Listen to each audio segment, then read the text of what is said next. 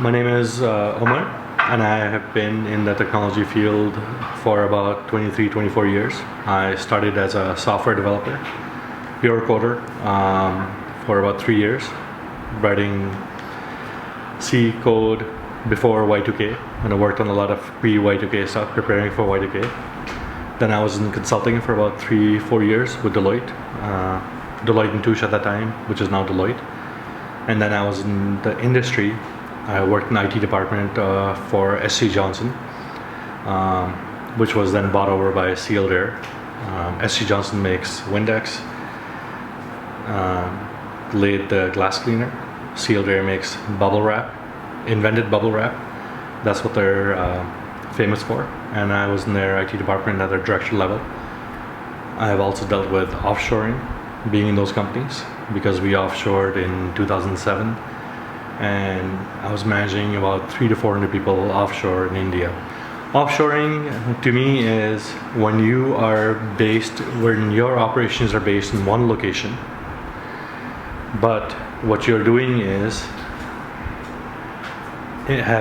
employing resources in another country. Usually that means offshoring usually refers to Western companies employing resources in cheaper countries, India, Pakistan, Malaysia, Eastern European bloc countries. That's what offshoring usually is. So do you think offshoring is a growing trend?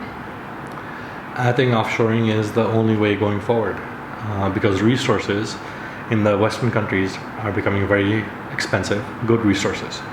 And offshore resources are available at a fraction of the cost. And the skill capabilities are building to the point where the skill sets of the resources are not different, but you can get the resources offshore much cheaper. I think Pakistani talent, my personal rating would be biased because I'm Pakistani. I would say is probably second and third, but there are also multiple online global ratings available in terms of freelancers, where they come from. And Pakistan, I think, is rated in the top 5.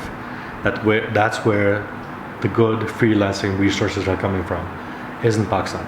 Freelancing is a good thing to get into because it builds experience. It teaches you to deal with multiple projects, multiple things. You aren't stuck working in one project. It also teaches you soft skills, which are what are key. Technical skills are 60-70% of it. The soft skills are also very key in terms of how you interact, how you manage your time, how you organize your time, how you communicate, how you deal with difficult situations.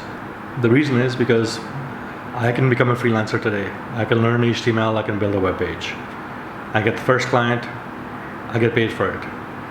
If I'm not interacting with the client properly, if I'm not updating them at the right time, if I don't have the soft skills to make them feel I'm a good resource, I will not get a good rating. I will not get the next client. I'll not get the third client. I may get 5 clients, after that nothing's going to happen. And that's where my freelancing career ends. So to keep a freelancing career going, I have to make sure I'm keeping the customer happy, so they also leave good ratings, which will help me get the second, third client, fourth, fifth client, and each one of those clients is that much more important that they build on that reputation I'm building. Because everything, whichever field you get into, whether it's freelancing, IT, it's all about your reputation, how you manage it, what work you do, what you deliver. If you can maintain that, you'll be employed, you'll be happy, you'll keep on going forward. Once you start getting those negative ratings, that's where your work stops.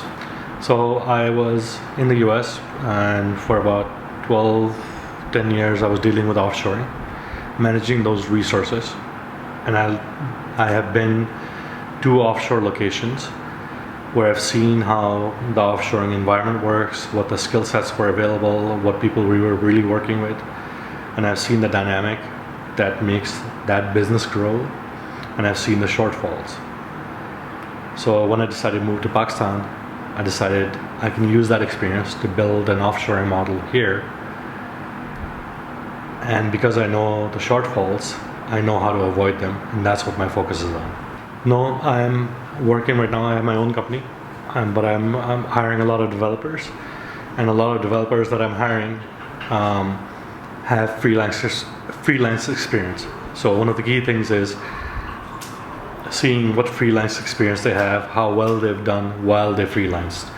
And the reason those freelancers are working for me and I'm hiring them is based on the type of work they've done, what kind of ratings they have, reviews they have on the freelancing websites. The advantage of freelancing is you can work at your own hours.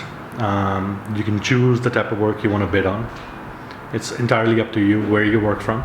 You can work from your home, you can work from a cafe, you can work at night, you can work during the day. It's all up to you. And depending on what skill sets you want to get, what your skill set is, and what area of development you want to get into, you can focus on that, and that's what you can choose to work on. It's up to you how much you want to work, what you want to get into.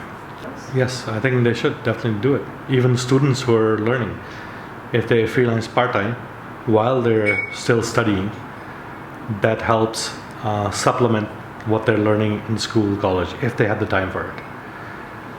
On the weekends, whenever you have time, do it. If you can't sleep at night, get up, pick up a freelancing project, even if a short one, go for it. It helps build the experience, it helps build those soft skills, it helps you prepare for whatever career you want to get into after you are done with your studies. And after your studies, also get into freelancing because it prepares you, it gives you that experience to get your first job. Versus somebody who said, I just graduated and I've done nothing. And somebody else who can say, I've done 10 projects, 20 projects on freelancing sites, that prepares you better for getting a better job. I would encourage everybody to go register online on dgskills.pk because this is an opportunity you want to take advantage of.